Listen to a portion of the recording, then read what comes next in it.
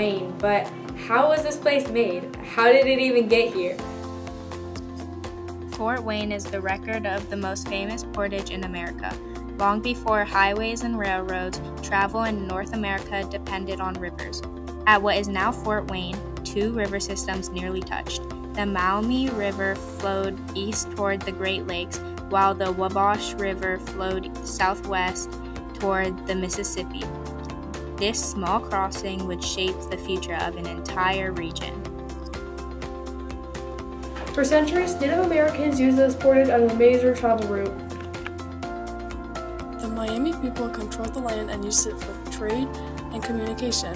Later, French traders followed these same paths, turning the portage into a busy crossroads. Because whoever controlled this narrow strip of land controlled movement between two major systems, it became very important. In 1794, after victory at the Battle of Fallen Timbers, General Anthony Wayne built a fort here to secure the portage. The fort protected the route and encouraged settlers to move into the area. Over time, trading paths turned into roads, and the small military outpost grew into the city of Fort Wayne. A simple stretch of land between two rivers had become the foundation of a city.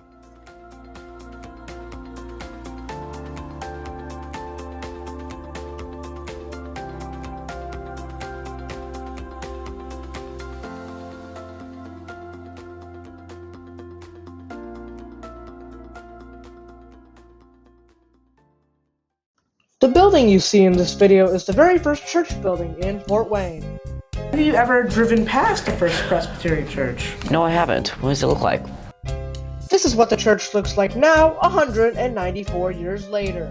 Oh, that looks very cool. I'm gonna have to visit it someday with my kids. Founded in 1831, First Presbyterian Church has the oldest running congregation. That's older than the school.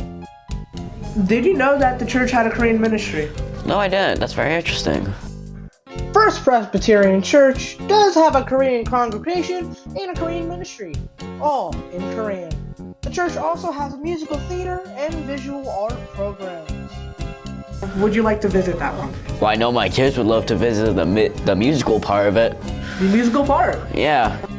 Masses are streamed at 11 a.m. on Sundays. The address of the church is 300 West Wayne Street, Fort Wayne, Indiana.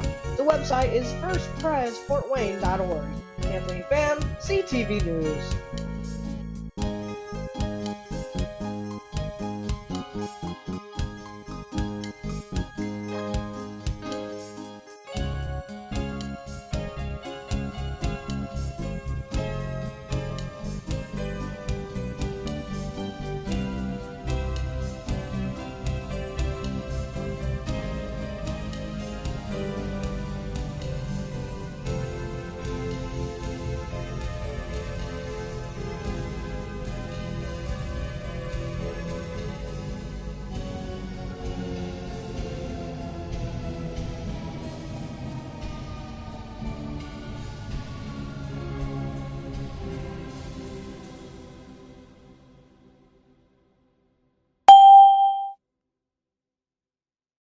Hello, today I'm here with our local historian, and we're going to be talking about the history of Fort Wayne, Indiana. Most of our information comes from a book that was published in 1980, so we'll let it go with our historian. Thank you for having me. The Fort Wayne has a long and interesting history that goes back hundreds of years. Can you explain how Fort Wayne first began? Fort Wayne started as a military fort in the late 1700s. It was built near the meeting of three rivers, the St. Mary's, St. Joseph, and Maumee River. Maumee Rivers. Because of this location, the area became an important transportation and trading center for Native Americans, traders, and settlers. I have one more question. How did Fort Wayne grow into a city? During the 1800s, Fort Wayne grew because of a transportation and industry. The Wabash and Erie Canal helped move goods and people through the region. Later, railroads made... How did Fort Wayne turn into a city, historian? During the 1800s, Fort Wayne grew because of transportation and industry. The Wabash and Erie Canal helped move goods and people through the region. Later, railroads made the city an even bigger transportation hub. Businesses and factories began to develop, bringing jobs and new residents. What industries helped shape Fort Wayne, historian? Manufacturing played a big role in Fort Wayne's growth. Companies and electrical equipment, automobile parts, and other manufacturing industries provided thousands of jobs. What was Fort Wayne like back by the time the book was published in 1980? By 1980, Fort Wayne had grown into the second largest city in Indiana. It did. It had a diverse economy, growing suburbs, and many cultural attractions. Hi, I'm Briley, I'm Zin, and today we're going to talk about Fort Wayne's tragedies and heroes. Did you know that Fort Wayne was referred to the city that saved itself? The reason why it was known as the city that saved itself, in March 1913, it rained for a nearly 24-hour period. The city was flooded in nearly 5 inches of rain.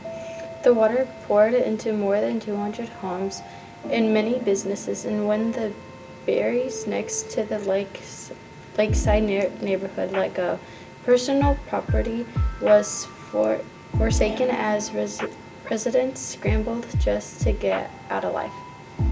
More than 15,000 people lost their homes and 6 were killed.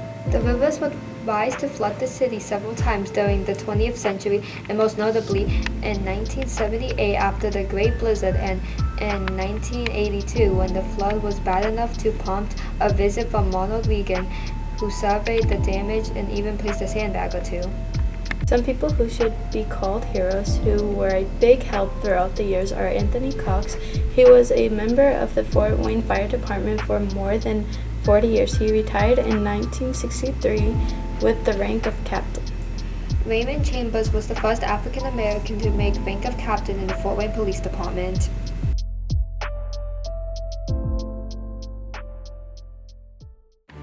Born on November 16, 1886, Harry W. Bowles had a dream to make. His dream was to become the mayor of Fort Wayne, Indiana. Bowles got elected in 1934. The first thing he did was lower city tax rates. The Fort Wayne people were very happy. A bit after his election, Bowles decided to make the Fort Wayne underground sewage system. As of 2026, raw sewage getting into rivers, creating significant health and sanitation issues for people. Speaking of sewage, Fort Wayne's sewage system is 170 miles long. That's as big as Ramsey County in Minnesota. Enough about sewage, let's talk about the tax rates that Bowles decreased. When tax rates were decreased by Bowles in 1934, it helped Fort Wayne through the Great Depression. Even though tax rates were lowered, he still spent his money on public works. One of his works was the Nickel Plate Railroad. Bowles elevated the tracks above downtown. This led to a safer environment downtown and opened up the rest of downtown to the public. Bowles broke ground on Bear Field, which is now Fort Wayne National Airport. After his death, he got a street named after him called Harry W. Bowles Drive. The sign kept getting stolen, so it was later removed after his death. In conclusion, Harry W. Bowles is one of the best mayors in Fort Wayne history. Thank you, Harry Bowles!